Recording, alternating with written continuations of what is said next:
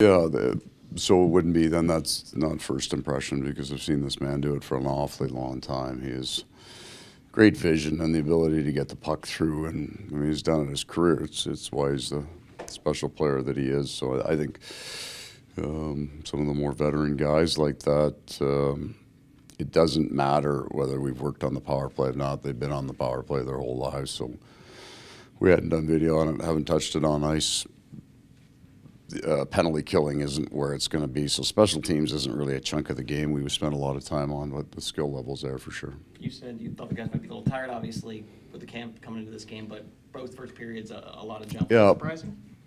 No, I think we've kind of historically, they've got it right coming out. I thought especially in the second game that there was an energy drop after the first period, and it was a bit of a grind for them, but I'd hoped that it would be. They didn't bring their 5 best players, and we split our teams, so we should have won both games. I'm not talking about the quality of play, just in terms of personnel, and that's about it.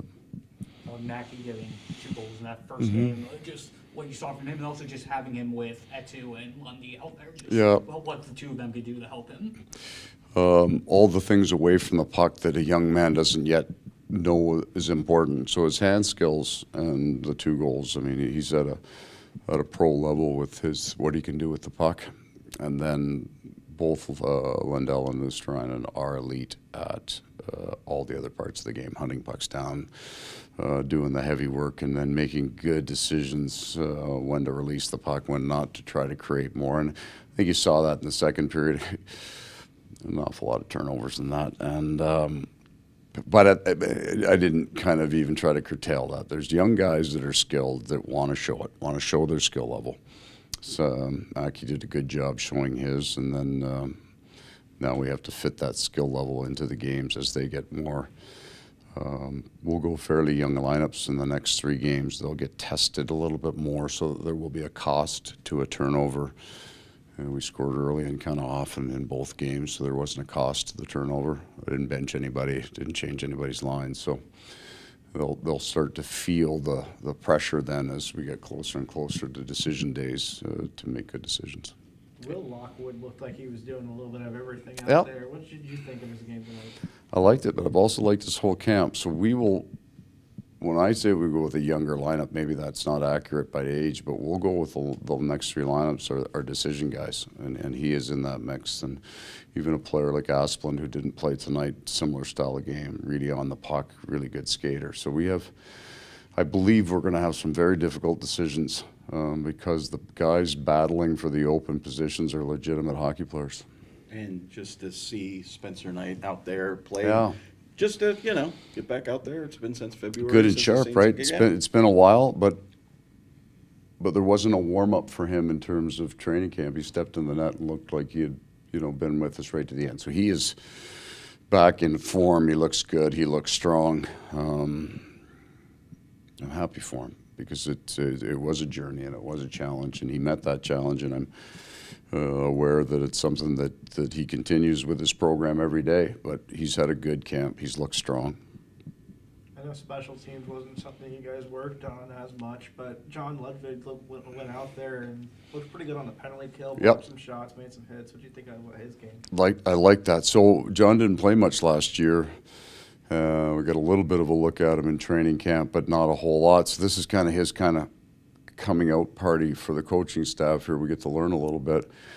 He is one of those guys that even in the first 3 or 4 days of training camp, he's going to work real hard, but there's an edge to his game, a physicality to his game that we can't really find in practices. It has to be found in games against real opponents, and I was happy with this first game. We always say you need multiple goalies throughout the season. Obviously, Ned had a great game, but it seemed like all 4 guys in the zone. Yeah, we gave them the opportunity to work tonight there.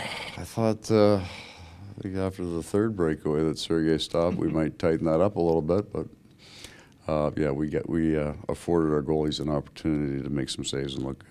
Speaking of some of the junior kids, any thoughts after this doubleheader of making some moves, or are you going to take some guys to Carolina?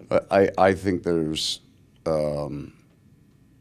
we are mindful that major junior seasons start, right. And I mean, if you've drafted a guy in the top 3 and he may make the jump from junior to the NHL, those guys would stay, but we would be more inclined to give our young players who've had really good camps, we'll get them back to their teams earlier rather than later. And these are good opportunity, not opportunity, but learning experiences, to it's play great. against men, that, you know, professional guys. There are a lot of teams that won't play their junior players in an exhibition game. They come in, they get their handful of days of camp, and off they go. To get an NHL exhibition game out of junior hockey is a great learning experience for them. They come back to camp next year, and some of these guys know they're probably going back to junior again. But that's all, it all builds, so that when they come out and they turn pro and they come to our camp, they're looking to make the team. Yeah, they take it with them. For You sure. You hope anyway. No, for sure. I think the 4 days for those guys, the practicing almost even. It's not the systems we run at because they're going to go back to junior. It's completely different. But you get to skate on a line for a pair like Grayson.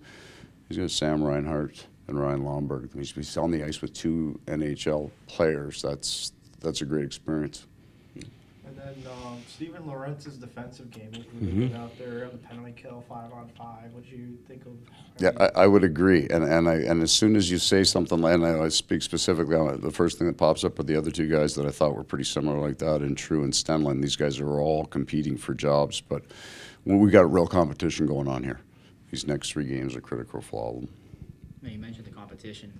Looks like there's going to be a couple guys on the bubble for one of those last couple defensive spots Yeah. for the next couple games. How is that evaluation going to be? Are you going to sit out more of the NHL ready Correct. guys? Or, okay. Correct. I mean, I think I don't need to see Anton Forsling, right? And then, but even with that, Ekman Larsson will have lots of discussion because he hasn't played for a while. He missed a whole bunch of games, and he likes to play them to get into his rhythm. So priority 1 here is get your NHL guys ready. That's the first thing that we have to do. Priority 2 is give out enough of an opportunity that a player can legitimately show what he can bring to our team.